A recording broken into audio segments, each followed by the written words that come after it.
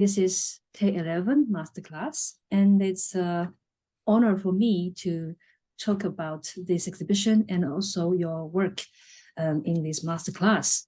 And our topic is live in a real life. Yes. Yes. And maybe we'll begin our talk. Yeah, shall I share my screen with the images? Yes, I think this is about my first question is, why did you choose the theme, Women Observed? Well, I've brought up, I'll just bring up the first image because it's the sort of something that we used as a lead image for the exhibition. So the subject of women has really been the focus of my work for almost 20 years. But that's women within lots of different kind of contexts, whether that's leisure, at home, paid and unpaid work.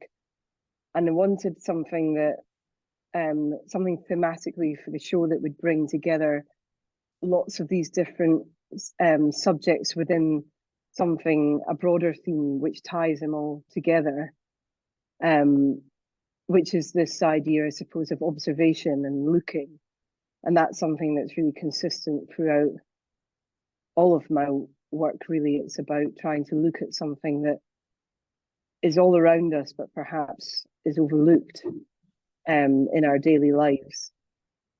So that was where this quite broad theme came from, the show. Yeah.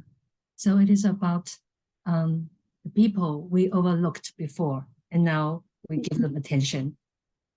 Yeah, just I suppose those rather potentially mundane aspects of our life that are so much part of our lives, but perhaps we don't give that much attention to. And who are the people that make that up? Yeah, and we can maybe show some pictures from exhibition, and we will come to our first part of our topic is the motherhood, and your mother Janet is the key role in the family chapter. And when and how did you begin to observe her? Well, I thought to get to that, I'd go back a little bit because the whole idea to start making paintings of my mum really came out of another series of work, which is what I've got a couple of images of here, which was of women working as hotel housekeeping staff in London. I spent some time with these women in a couple of different hotels, shadowing them as they were working. And maybe sort of spent a few hours with one or within a sort of hotel and sort of coming in and out of different rooms. And I suppose I had an idea about what that work would entail, but it wasn't until I actually spent time with these women that I could see this sort of very repetitive nature of 20 identical rooms that have to be cleaned with 20 beds to be changed, 20 bathrooms to be cleaned, floors to be hoovered, and that it was quite physical work, and that it could also be quite boring. And it got me thinking about when these women finished this job, did they then go home and clean their own houses as well? And I was talking to my mum about it, and she reminded me that her mum and her mum before her had been cleaners. My mum's mum, she was a cleaner in Edinburgh and went around cleaning people's houses. And my mum used to go with her as when she was a girl and sort of help her a bit and things like that. And I'd forgotten this really, and I suppose it made me think a lot about this difference between this paid and unpaid work of cleaning. Mm-hmm. My mum, through education and social mobility, didn't have to clean anybody else's house for money, but she spent the last 40 years cleaning her own house, for no money. So I suppose it just made me start thinking about this kind of idea of what this women's work was, because it certainly historically and still now, this kind of cleaning work falls so predominantly to women. So that's another image from the housekeeping series. And then that's a couple of paintings of my mum doing some similar kind of things in the home. So this, I was making the housekeeping paintings in 2018. And that's when I started taking photographs of my mum working around the house. So I didn't really know what I wanted to use them for yet. I didn't know how I was going to develop that into a body of work, but I just felt like it was something I wanted to start documenting. So I was kind of following her around the house as she was doing her various housework or gardening tasks, and photographing her. And it wasn't until about a year later that I started to develop those into a series of paintings, which is ongoing, really, unlike a lot of my other series of work, which can be quite self-contained sometimes. This one is sort of something that I keep coming in and out of. The last painting I made in the studio was one of my mum.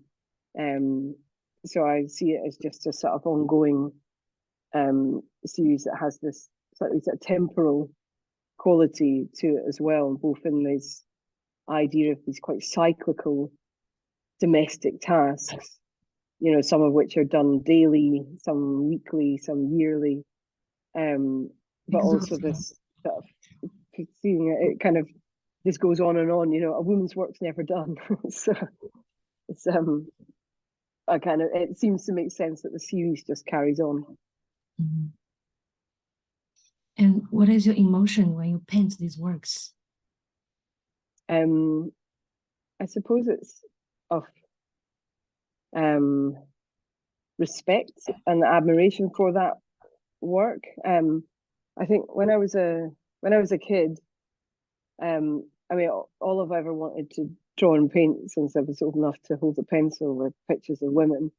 But when I was little, they seemed to be quite opposed, two very different ideas of what womanhood was. They were either very glamorous pictures of women wearing, fancy dresses and high heels and things like that, or they were quite thinly veiled depictions of my mom doing housework in a home, like cooking.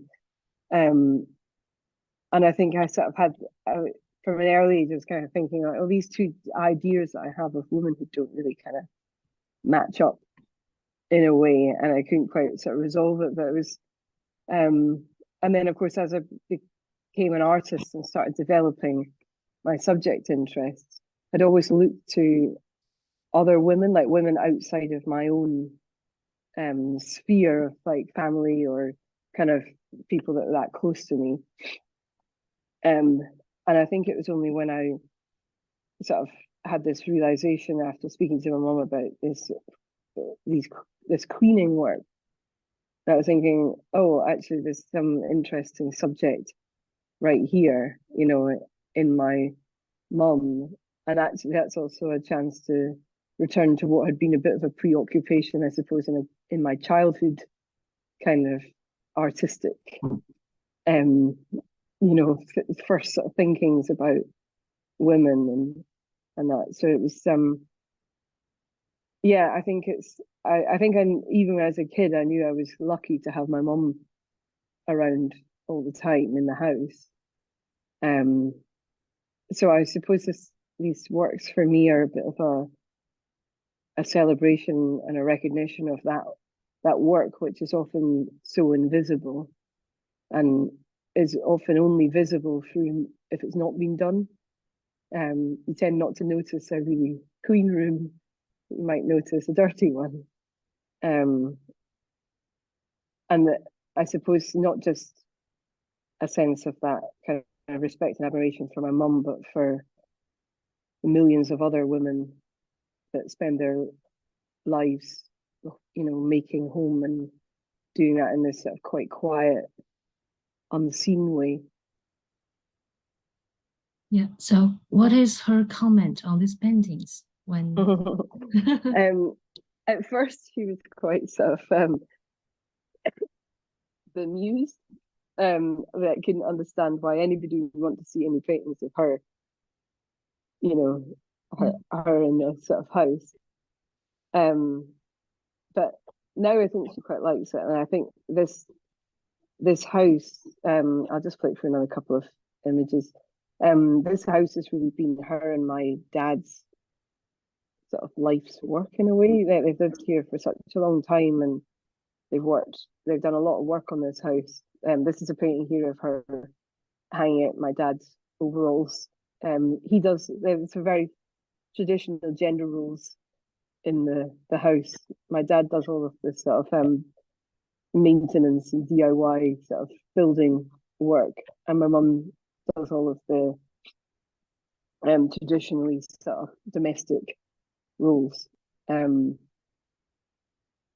But yeah, I think for her there's this sense of pride in seeing her home documented in the paintings. Now I think she still feels a bit strange that it's her that's depicted in them, but I think she's got used to it, and she's got used to me following her around, which is good. Why did you choose these moments as your aesthetic objects? Why this moment? Difficult to tell. So often when I'm sort of putting together a group of work, certainly initially when I was making the first group of paintings of these works of my mum, I was making them for a specific show. So I was kind of I'm often thinking about something that tells different parts to a story, whether that's different activities, different times of day, different viewpoints, lots of things that might make up a more full narrative of something.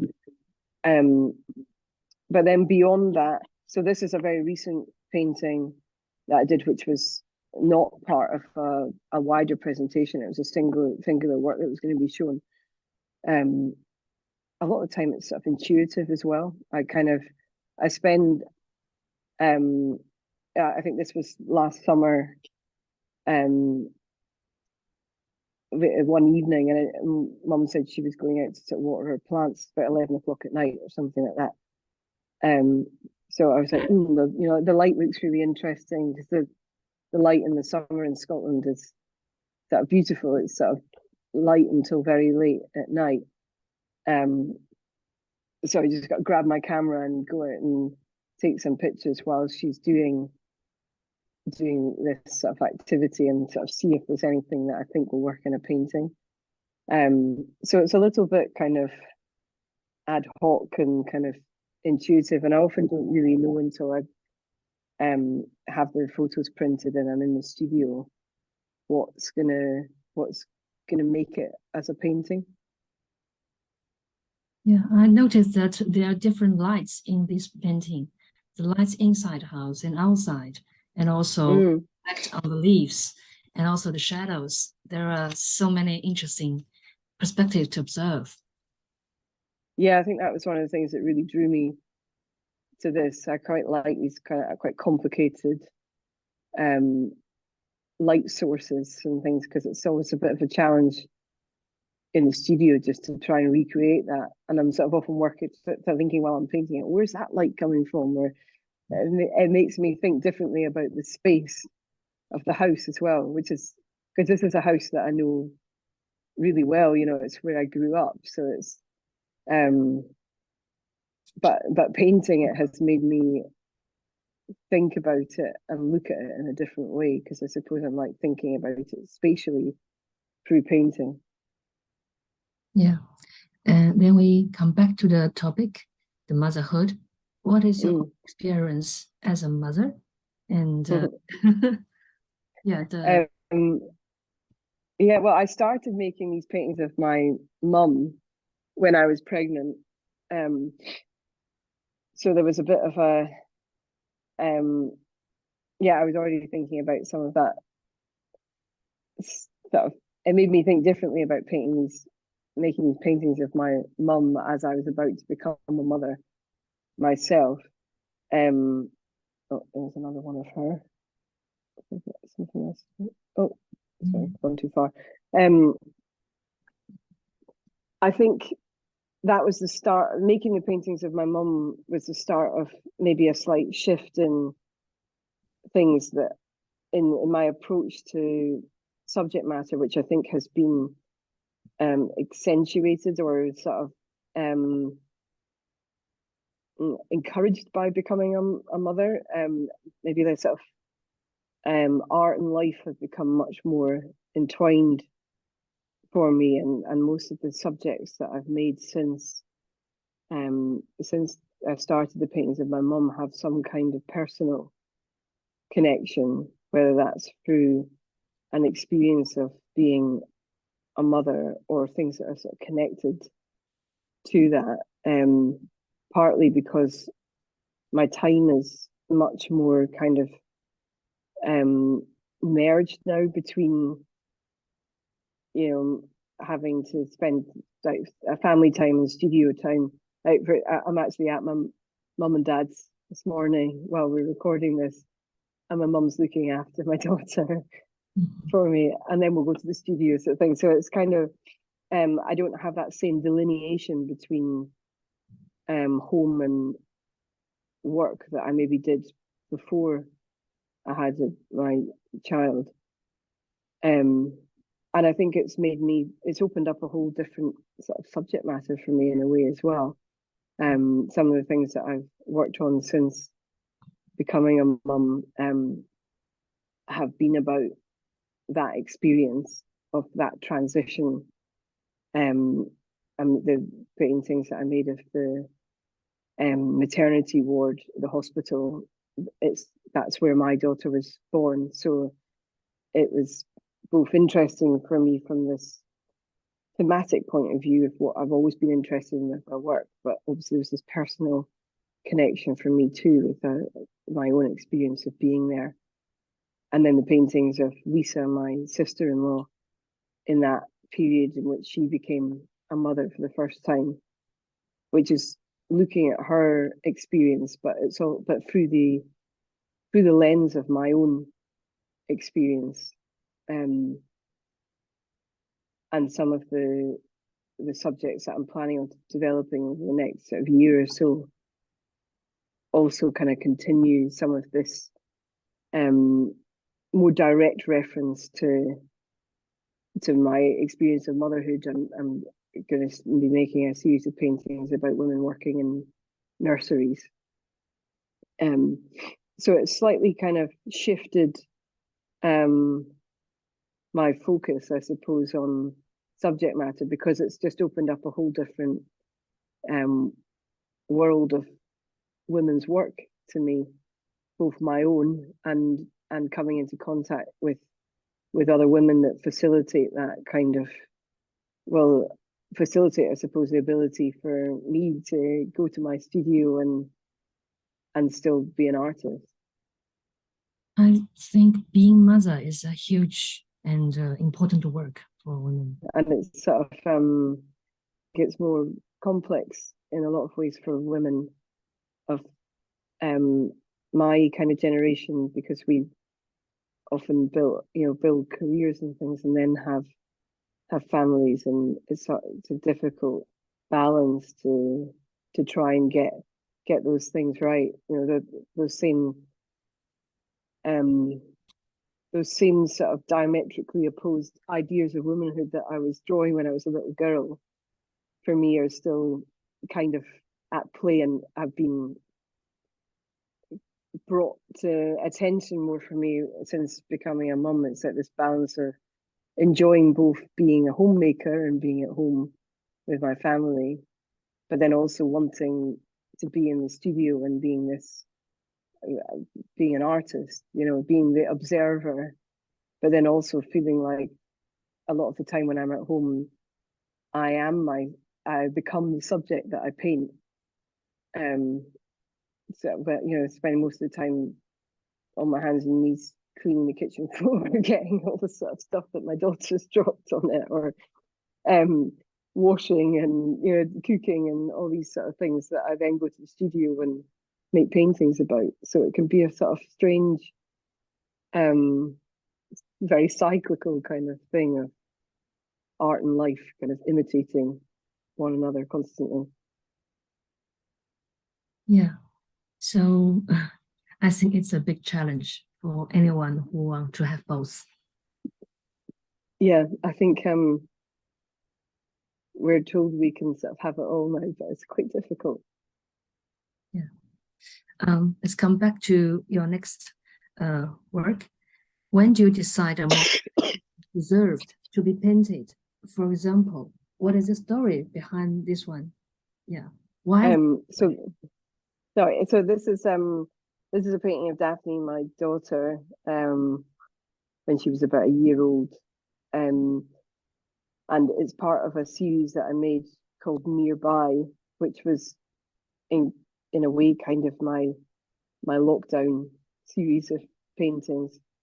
It was all about my very immediate local neighborhood in London, and was, I suppose, a result partly of the fact that the pandemic meant that you couldn't travel anywhere, and we're quite sort of kept to a very local vicinity. But also for me, with a very young child, I wasn't really sort of going that far afield anyway. So this series of paintings encompassed quite a lot of different, quite a diverse range of subjects. Lots of it about women that I encountered in my daily life in the area. So some of the women that worked in the shops. The first image that I showed of the two women working in the cafe, that was my favorite cafe that I would go to. Got a couple of other ones here. The little painting on the left is my neighbour walking her dog. And the one on the right is a picture of my studio at night time, which is also very close to where we're living. So I suppose, as I said sort of before, when I'm thinking about putting a group of paintings together, it's about trying to paint a picture of a sort of quite a round enough narrative that doesn't maybe tell you what the sort of story is, but it gives you lots of different scenes from that that life or that situation. And because so much of my life at the time was focused at home and with my daughter, it made sense to include her within the group. So this is a view looking into our living room window. Yeah, I could feel this another atmosphere there. I sort of put the telly on, like watch TV. I'm just going outside for a minute. I think it was, I wanted something that kind of showed our home in a way. I very rarely paint myself, but again, this was another series of paintings that was made after the beginning of painting my mum. And it was that sort of thing of showing a little bit more of my own life within this subject of painting women's lives. And this is a scene that's so familiar to me, looking in the window and seeing my daughter in there. Yeah, I can see the real life of yours in this painting. It's probably looking a bit tidier in there than what I picked up. And the blue frame constructs a very interesting perspective in this painting. And what is the role of the blue frame play visually? Because I know you do like to print frames. I do. It's a sort of motif that I come back to again and again. I can't remember when I first made a painting that included a window frame or a doorway or some kind of frame to look through, but definitely, it was probably 10, 15 years ago or something like that. And it's a visual device that I just keep coming back to. And I think this time of day as well is also such a recurring thing for me, that cool twilight of this blue light that's, so the window frame's white, but of course it's the light that's making it blue. And this was I think it was either January or February 2021, and it was snowing. So there's a bit of snow on the table outside and on the plants, and it's adding to that really cool light of the exterior. And from a sort of painterly perspective, I really love that contrast of that outside and inside. So the warmth of the interior and all of what that suggests about this interior life, I suppose, that's being portrayed. But I think, more broadly speaking, that idea of the frame there's often like a visual barrier or something that you have to get past in my work to get to the subject. I quite like that thing that it sets up between the observer, so me as the artist, you as a viewer, and the observed. It creates this structure for looking through into something. You're not often in exactly the same space as the subject.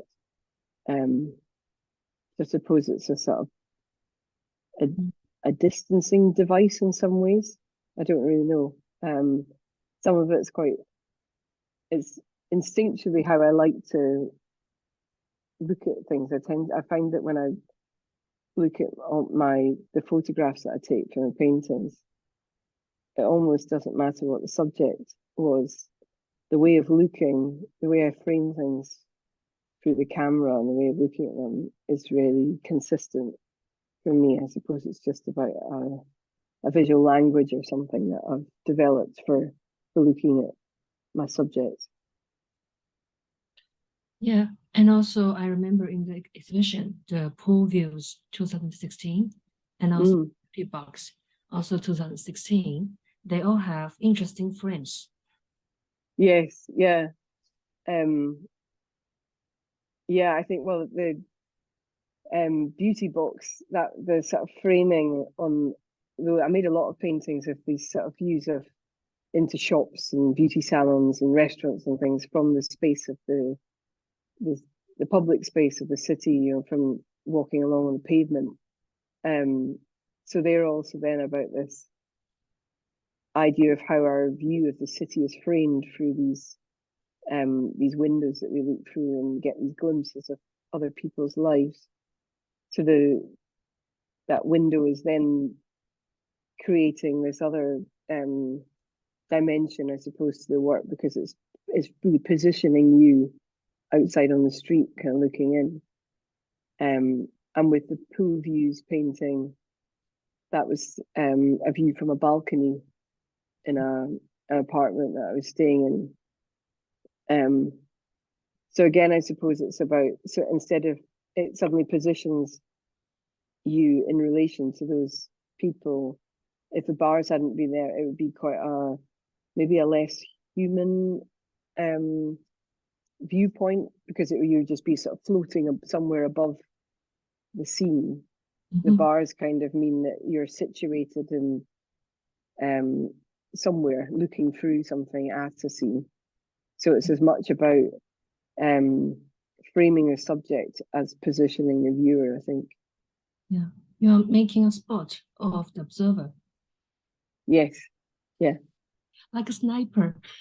But it's relevant to the next question, because when a woman sees a woman, so is it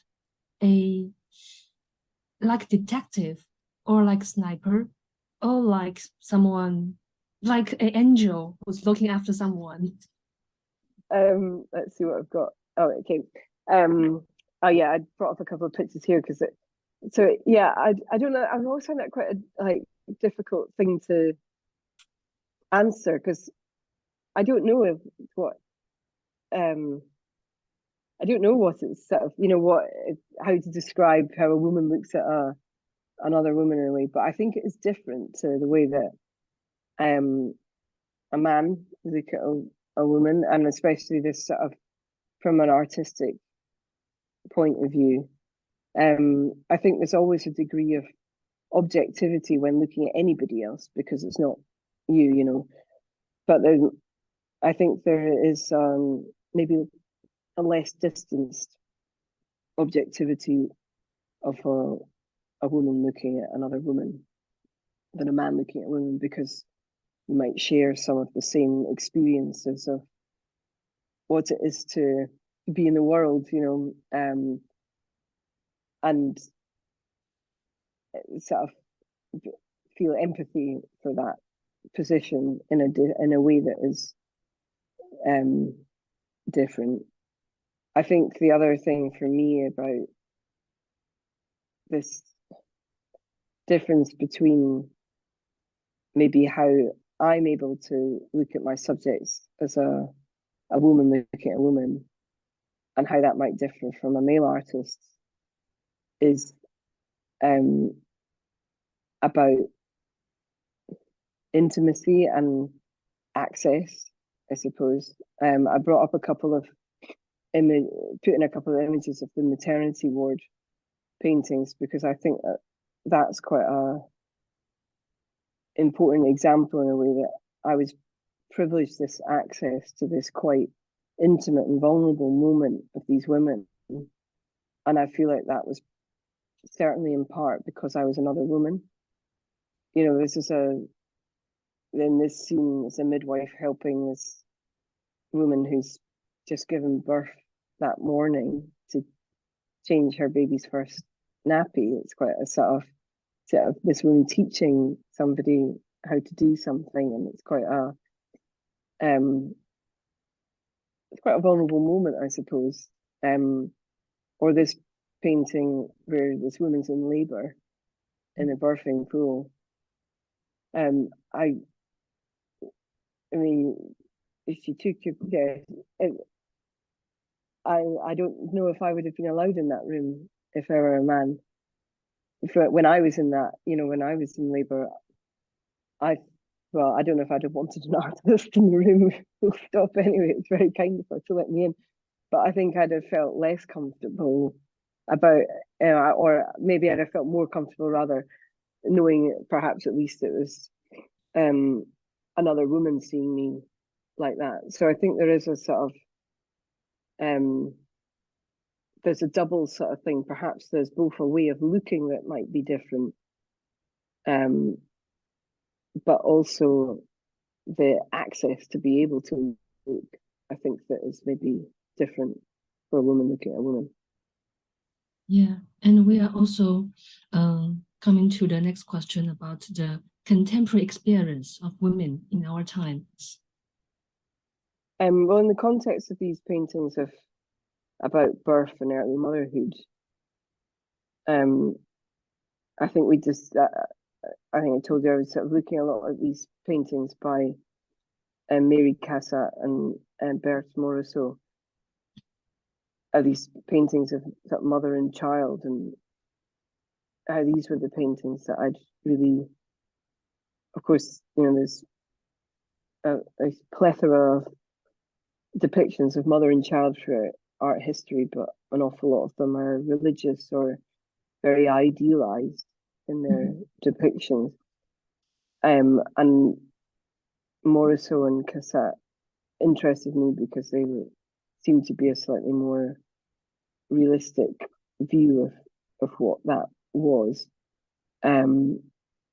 It's either this the Morisot painting here, the cradle, I think that's her sister looking at her new baby. The Cassatt painting is mother and child, but quite a lot of the paintings she made were also of wet nurses or nannies with small children. So there's quite a lot of I suppose a depiction of a reality of domestic life for women and children. And I was thinking of was looking at these paintings, but thinking about, well, what does that look like now? What does that involve? So with the paintings in the maternity unit, I was thinking an awful lot about all of the paraphernalia and all the equipment, the medicalization of that experience of childbirth now, which is quite different to even, a generation or two ago. And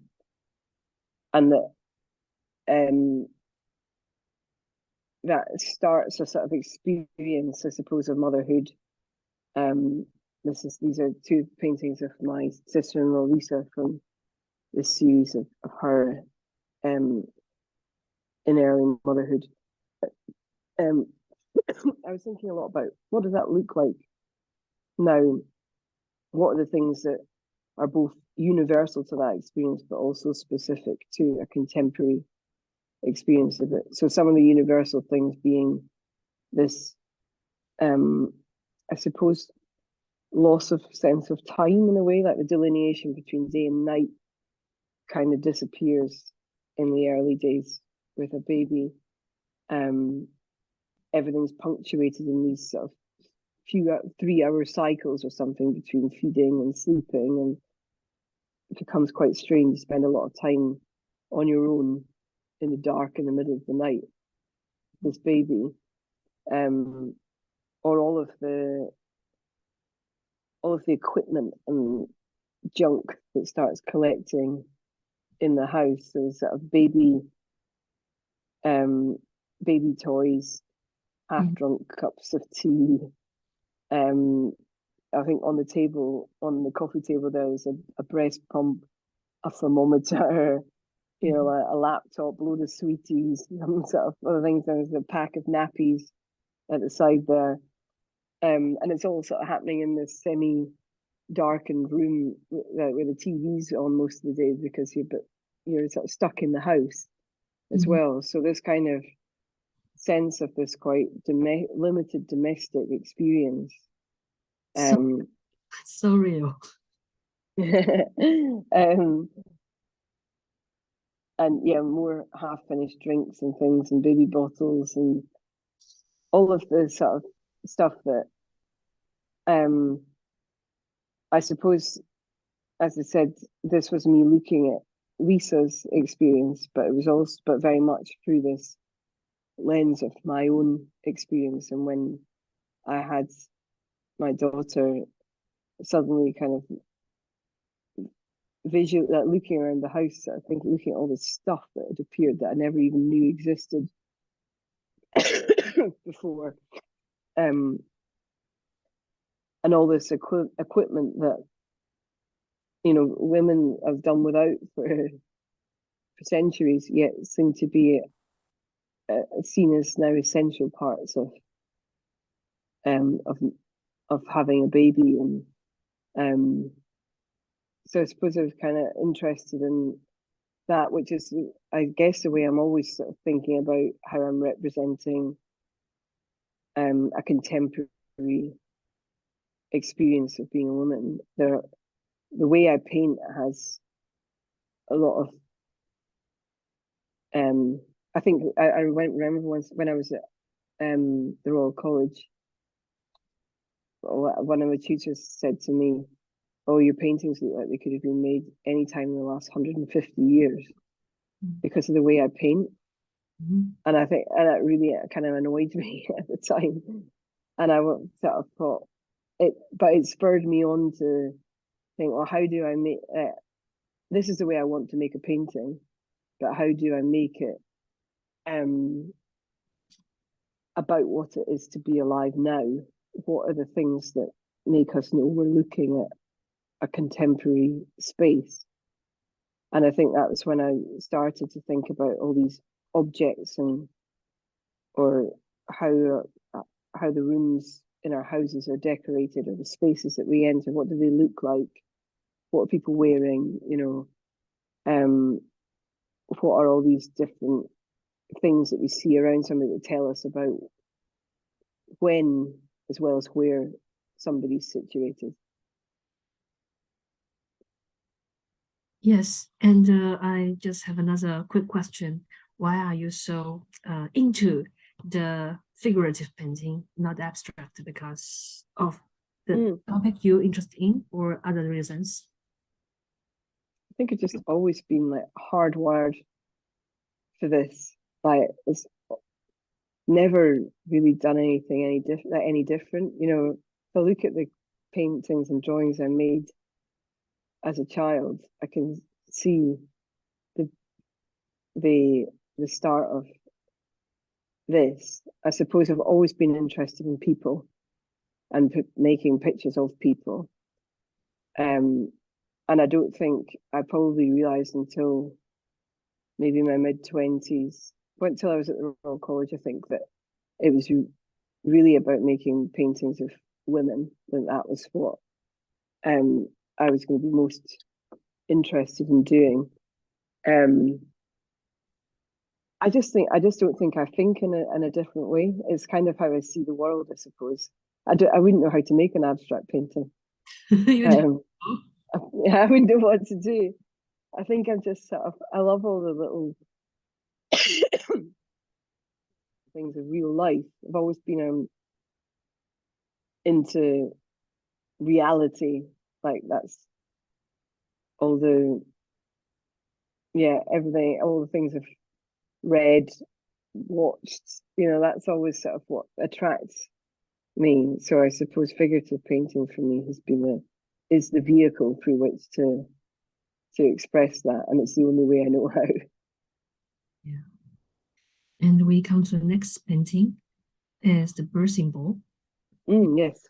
It's for me it is a little bit abstract painting direction, because there's a tension between the fullness of the belly and also the emptiness of the cradle. So is the yoga ball is a metaphor, or that is something you want to express through the metaphor? Not really. You know, I hadn't even noticed. Okay, I think too much about it. Oh, it's great. I really like that. You've added something that I hadn't even really considered. Although now that you've said it, I can totally see it. So yeah, no, that wasn't really the intention. And I suppose anything metaphorical isn't really is very rarely the kind of angle for me that I'm approaching anything from. I think this just happened to be, I was round at their house that day and Lisa was blowing up this birthing ball thing. I can't remember how pregnant she was at the time, but I think the baby was only a few weeks till the baby was due, and she was blowing up this ball in case she I mean, I had one of these as well. I don't really know what the point in it was. And it's maybe meant to be sort of comfortable to sort of sit on, or kind of when you're in labour. I think my interest in it was probably more that it was another one of these rather extraneous bits of equipment that you're told that you ought to get when you're pregnant, and that he'd also got one of these, and then it probably about 2 weeks after the baby's born, it gets deflated and never looked at again. But I hadn't really thought about it as this kind of juxtaposition between the sort of fullness and the emptiness, and that the ball is a bit like her belly as well. But it's really interesting that you've seen that in it. Yeah, I'll use that in future. How does photography help you during the process of painting? So it's such an invaluable tool for me, photography. I think it's what allows me to capture what are quite in between moments, in a way that if I were drawing or painting from life, I don't think they would there would be more of a formality or something to what I was setting up. So I have my camera with me. I'll arrange. So when I was making the paintings of Lisa, we'd be going around to see them anyway because we saw quite a lot. We've seen quite a lot of them. I'd just take my camera with me, and then she's doing something interesting, I get a camera and start taking lots of photos. But there might be hundreds of photos or something, and most of them are rubbish. Like occasionally you get the one photo that I think, oh, that's perfectly kind of distilled that moment, that activity. But more often than not, it's certainly in some of the more complicated paintings, it might be a combination of a few images that have had to sort of come together. But I suppose by using photography, it gives me a chance to just capture these things as they're happening, and then back in the studio later on work out where the subject is, where the painting is, sort of thing. So if I got more than enough reference material, I don't have to know at the time what a resulting painting might be. So is there a decisive moment in their daily tasks? Because you take photographs and there is a series of the decisive moment. Not so much a decisive moment, but I suppose I'll have a feeling about whether something that they're doing might make an interesting subject. So for example, with this painting, there was something I knew I was going to quite like about the surface of that slightly shiny ball, and then this sort of the tube for pumping it up that she's handling there. And I suppose it's maybe the use of photography means that I don't have to be aware of what that decisive moment is, and that I can just sort of just kind of take pictures quite instinctively. So I suppose it's about the chance moment of being there quite a lot, so that there's lots of opportunities to get something that's interesting. And then again, that idea of making up the telling a story through lots of different kind of viewpoints of something, or different activities, different times of day. Especially with these series of work, like the ones of my mum or the one of Lisa, where there's this sense of time and of quite a sort of circular kind of time, or time spent in this very particular location. So the decisive moments are become these things that make up that either sort of domestic landscape or time frame that things are happening in. Yeah. And what do you want to achieve through painting instead of photograph? So what is the advantage of painting when you construct this scenery? Yeah. I don't think I'm a great photographer, so I think the paintings are better than the photographs, I think. But also I think this is something that happens through that process of painting, for me anyway, that's about the photographs are very fleeting. It's a momentary snapshot. I'm looking through a lens, and clicking a button. That's really different to what happens in the studio, where it's spending time and investing labor in sort of developing an idea through drawings, the studies, and then making these paintings. And it becomes this process for me, I think, of getting to know my subject in a different way, and of finding that subject in a way. I think there's something about that investment in time and work in making a painting which imbues the subject, which is very much often this sort of stuff of the everyday, the unremarkable aspects of life. Making a large-scale oil painting of them does something to turn them into something more remarkable, because I'm investing this time in it, and then I hope my viewer will also sort of invest time in looking at that in a slightly different way. Plus, I think there's something so tactile about that medium of painting that's about surface and touch. You know, it's about a hand applying this paint with a brush. There's something very direct to an individual subjectivity, I suppose, of the artist that are interpreting something and putting it onto this canvas.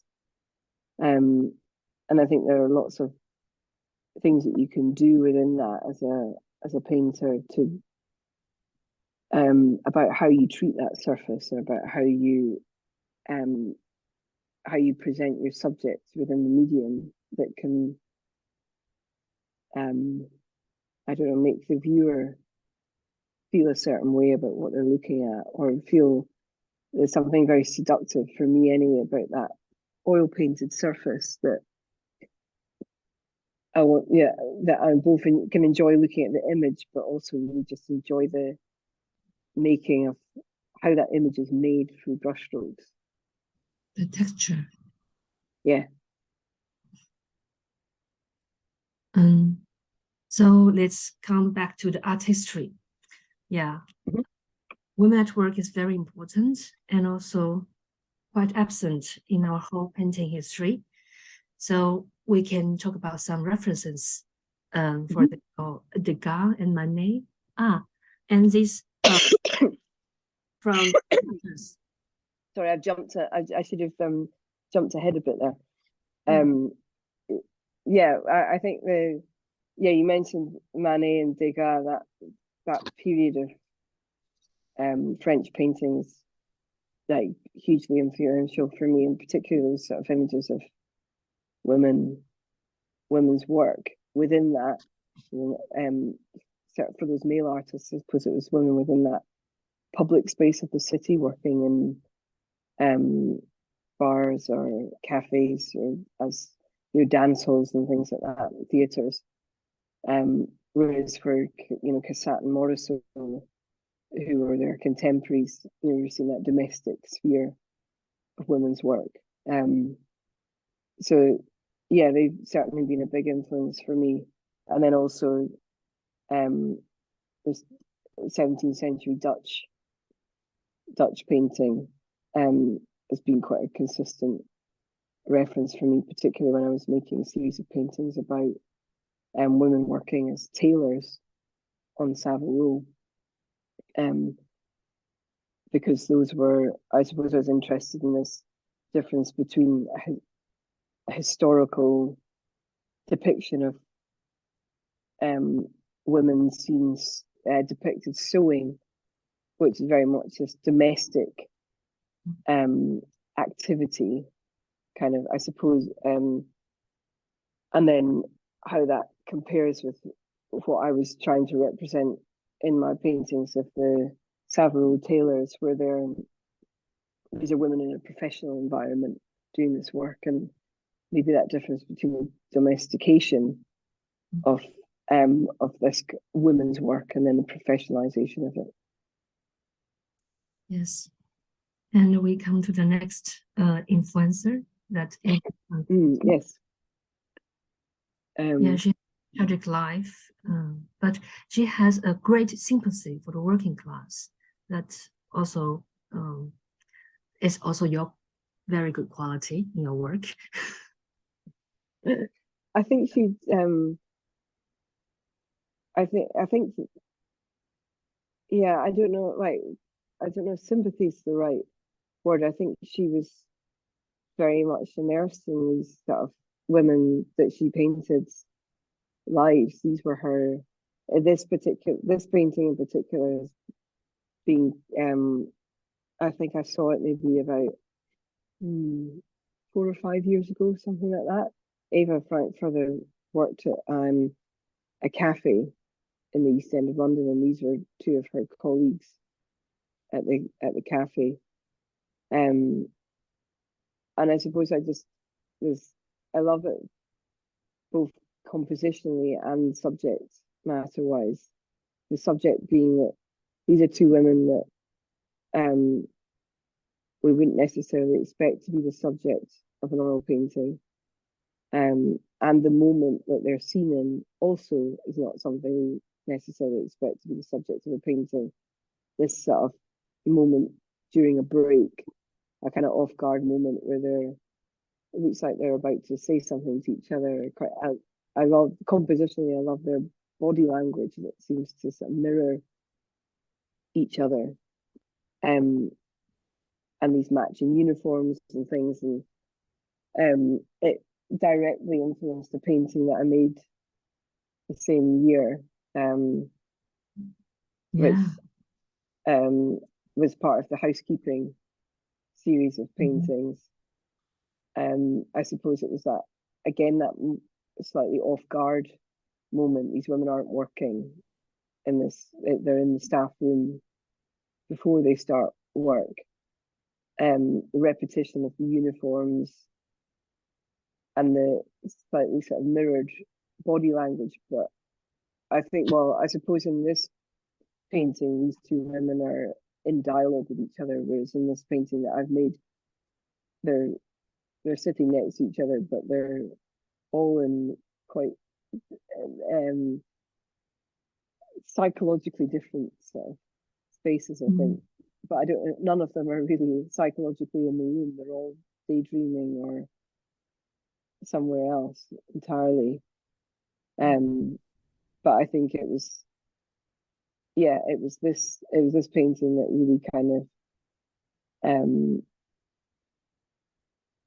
was the impetus for putting this together. And it's something that kind of arrangement of figures is something that I've looked at again in some subsequent sort of series and things. I really like this sort of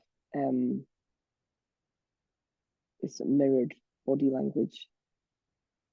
Yeah. The structure behind that, the composition of the bodies. Yeah. Then we will come to the third part and also the last part of our talk. You told me about you begin to be interested in women at work in a neobar. Yes. Yes. Maybe story with the audience. Yeah. So I'd spent quite a few years, maybe like sort of 7 or 8 years, something like that, developing quite a constructed narrative way of working, where I was hiring locations, hiring models, clothing them, directing them, and designing this narrative context for these characters, which I would then paint. And then in 2016, I don't know if it sort of coincided with starting to maybe run out of steam a little bit with some of the ideas for that, but I just started maybe opening my eyes a little bit more to what was around me in the city. Just noticing all these nail bars cropping up on my route really to and from the studio, when I hadn't they seemed like quite a new thing on the high street, which had only just appeared in the last few years or something. And I just became really interested in them as spaces, spaces that were frequented almost entirely by women, and it was almost all women working in them as well. So they seemed this very sort of female-focused space, and I was kind of interested in them because of how they were designed, I suppose, for this female clientele. This this is the first nail bar painting that I made, and that was one glimpsed from the street. I love this huge display of flowers and the rows of nail varnish bottles in this sort of quite pristine sort of space, but then juxtaposed with the bin bags outside,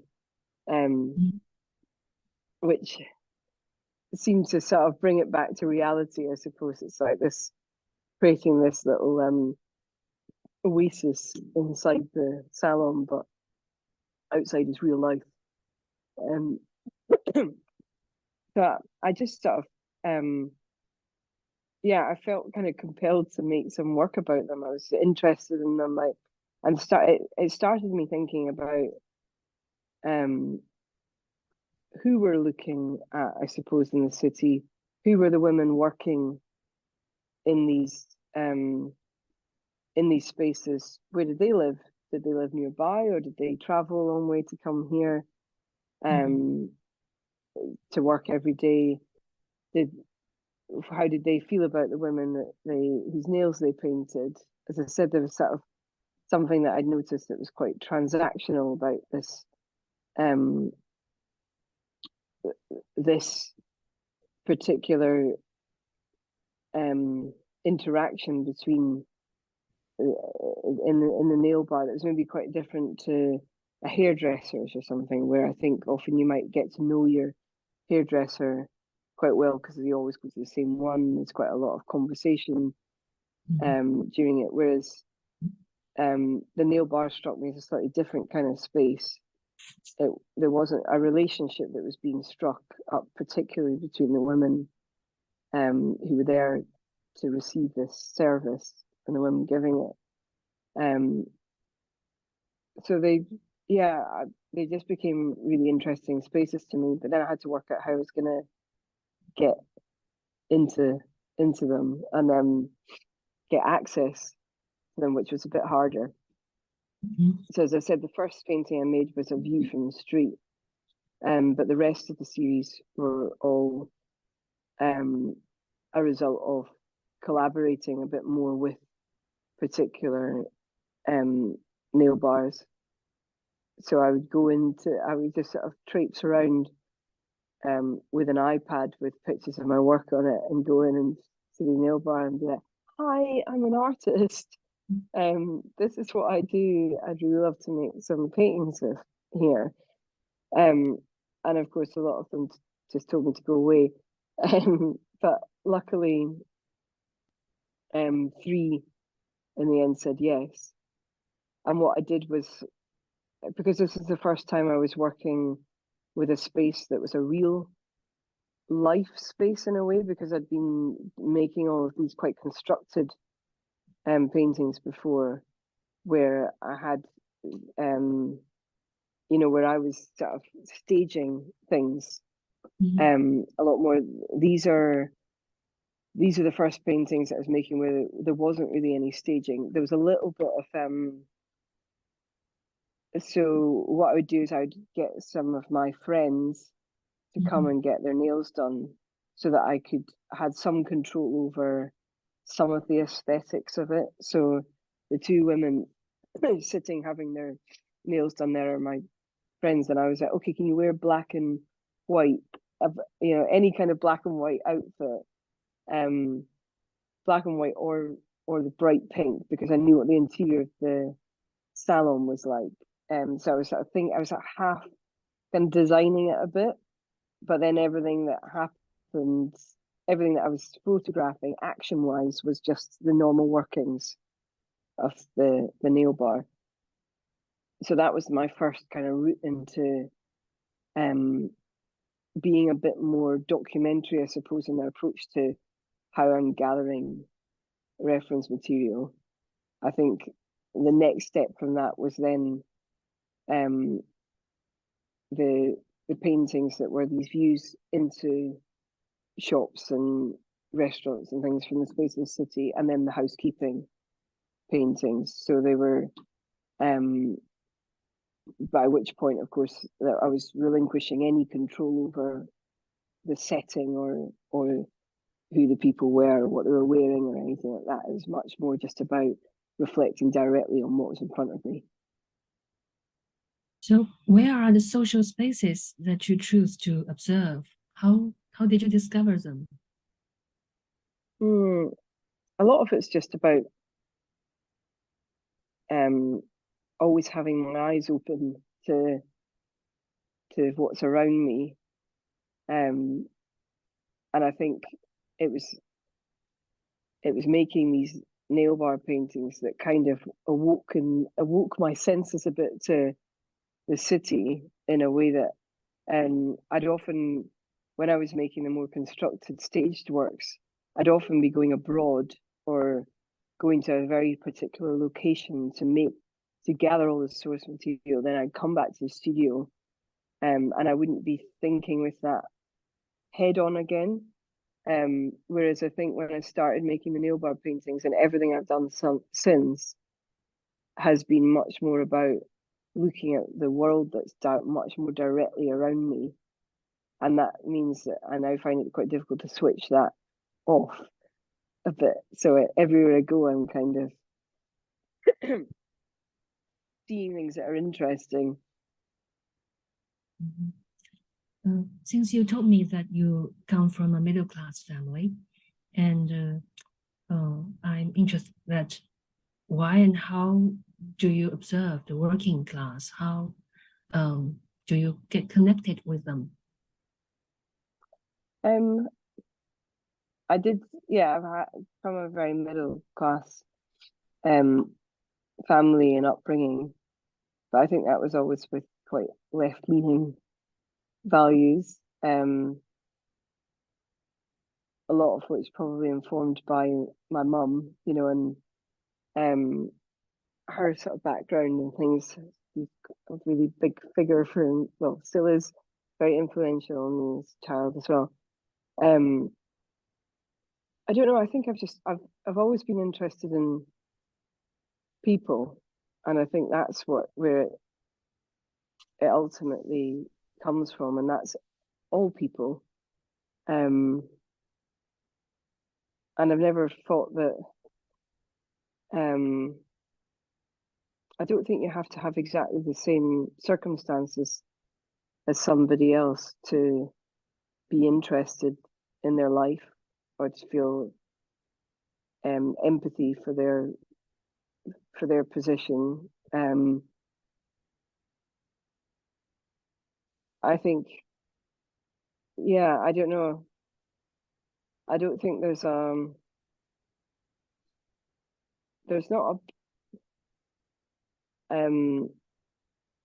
a political sort of agenda or political sort of doctrine at work going on through my paintings. The paintings aren't a vehicle to express anything like that.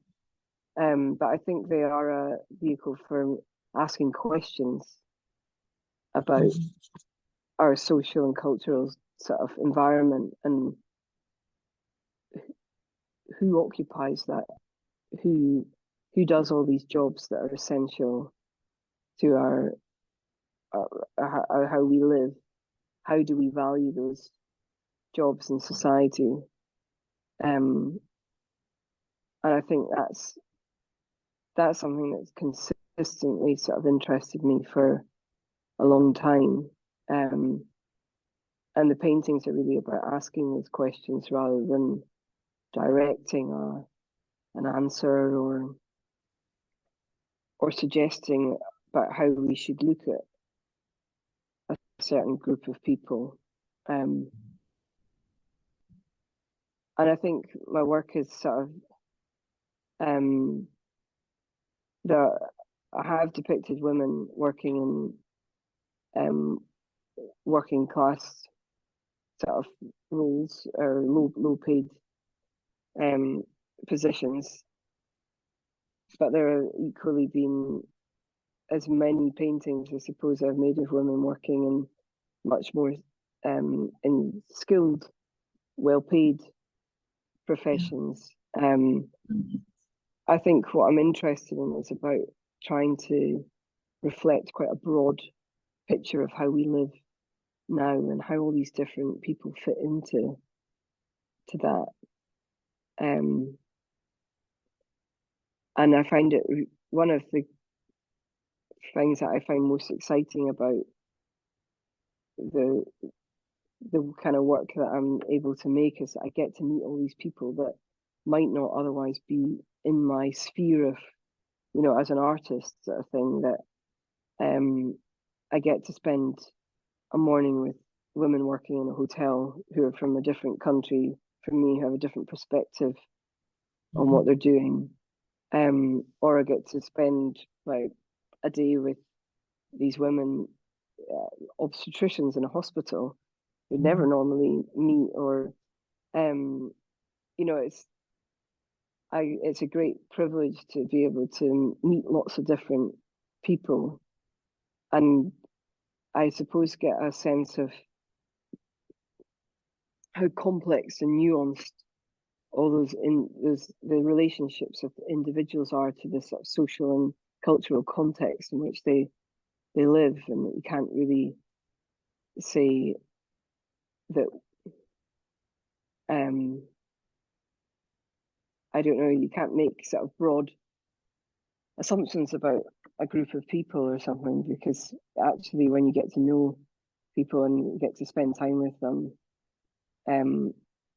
it's far more complex than that. But how do you feel when you suddenly get such huge attention worldwide and also the fame? It's quite sort of surreal and weird.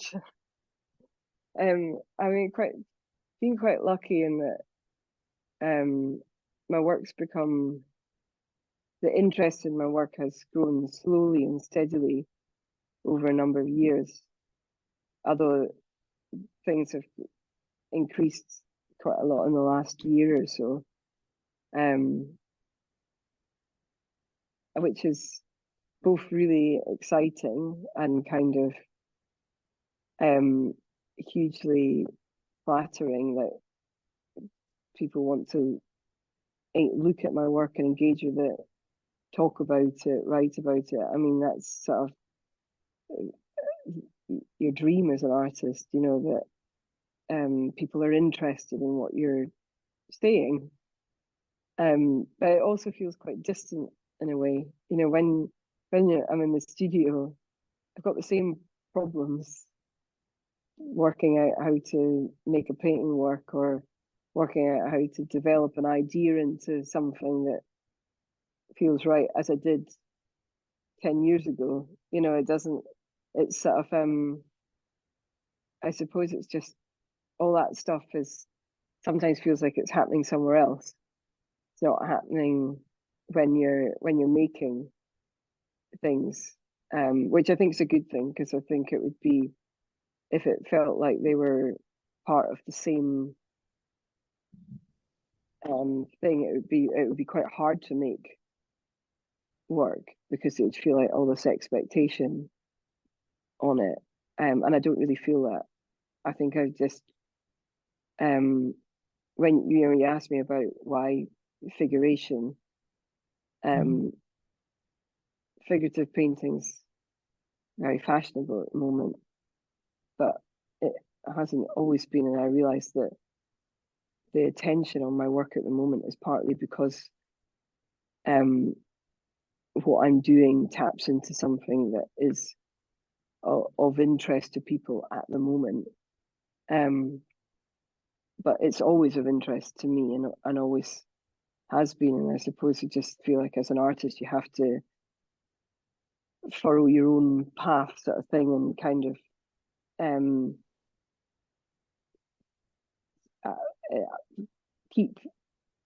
keep sort of try to be unaffected in a way by what's going on in terms of a wider art world, in a way, and where you fit into it, because I think you have to be, I suppose, authentic, I suppose, to the things that you're interested in, and that will sustain you as an artist. And I feel like I've got a broad enough subject that my work will be sustained for me, you know, that I continue to be interested in exploring these things, even if I become fall out of favor or become less, if other people become less interested in what I'm doing.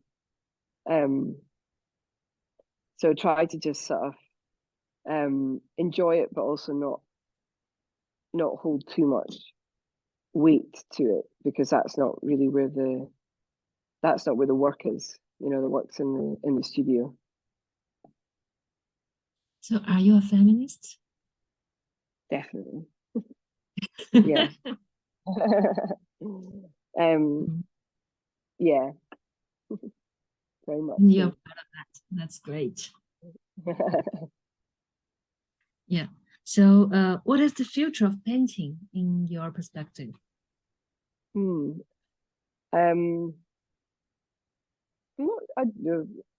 don't know, but I think painting is always sort of,